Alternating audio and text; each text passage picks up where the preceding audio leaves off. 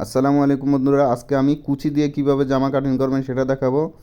তো প্রথমে আমরা মেজারমেন্ট অনুযায়ী এইভাবে গোল করে জামাটা কেটে নিব এবং 1 ইঞ্চি সেলাইয়ের জন্য রেখে দিব।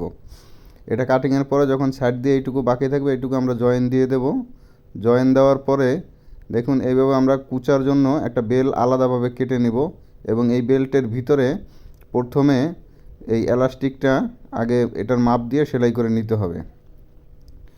আমরা চাইলে সিফটি পিন দিয়েও ভিতরে কুচার মতো করে এলাস্টিকটা ভরে দিতে পারি, অথবা আপনারা অন্য কোনোভাবেও দিতে পারবেন। তো দেখুন এবার এলাস্টিকটা কিভাবে জয়েন দিব। এলাস্টিকটা কোমরের মাপে নিয়ে সিফটি পিন দিয়ে তারপর আমরা এলাস্টিকটা এইভাবে জামার ভিতরে গেঁথে দিব।